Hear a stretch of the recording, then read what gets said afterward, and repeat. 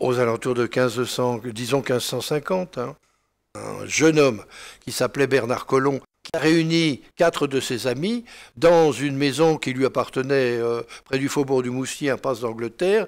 Et là, ils se sont retrouvés à 5 pour lire la Bible, pour chanter des psaumes, pour prier, etc. Il y a eu bientôt 10 qui se sont réunis, puis 15, puis 20, et à ce moment-là, la maison a été trop étroite. Donc on peut dire que ça a été là véritablement l'origine de la réforme à Montauban.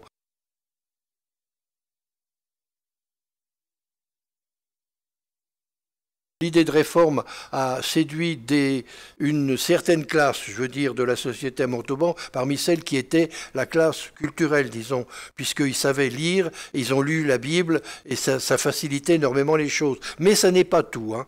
On a retrouvé parmi les premiers réformés, on a retrouvé des cordonniers, on a retrouvé des taverniers, on a retrouvé des gens qui n'avaient pas automatiquement une profession culturelle, hein, pas du tout.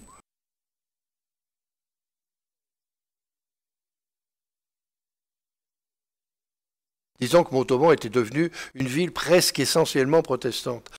En 1598, il y a eu donc la création de l'académie. On pourrait dire maintenant à une université.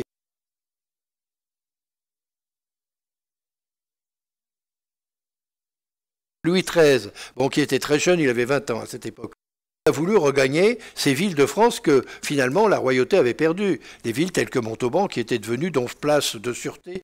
Le guetteur qui se trouvait en haut du clocher de l'église Saint-Jacques a vu arriver les militaires, c'est-à-dire l'armée royale qui arrivait pour pénétrer dans Montauban, évidemment, pour regagner Montauban à la couronne.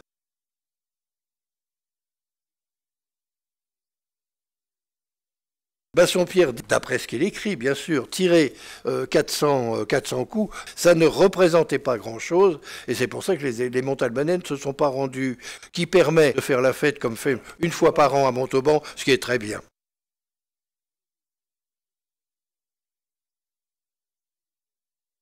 Le consul de Montauban, le premier consul qui devait s'appeler Noyant, je crois, est arrivé et a présenté les clés symboliques, disons, de Montauban à Richelieu. Richelieu est rentré dans la ville avec l'armée et il a célébré un Te Deum à Saint-Jacques.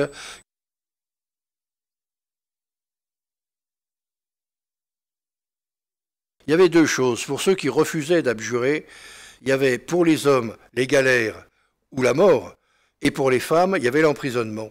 Alors l'emprisonnement pour les femmes de la région de Montauban et de Montauban qui refusaient d'abjurer, c'était le grenier de l'ordre des Clarisses, du couvent de Sainte-Claire, qui se trouvait quai Montmurat.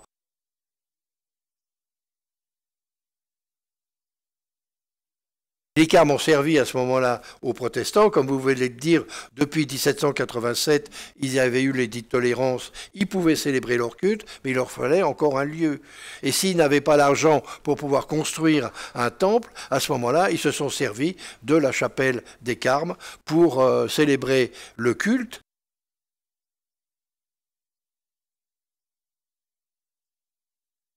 Il a créé une faculté de théologie à Montauban. Alors, elle a duré de 1809, où était l'inauguration, jusqu'en 1919.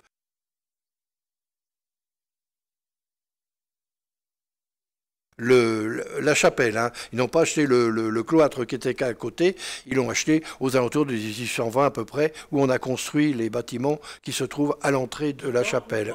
Il s'est créé deux écoles, une école de filles, une école de garçons. Il s'est créé même des cours pour adultes illettrés où on leur apprenait à lire et à écrire. Alors ça a duré dans le courant du 19e siècle.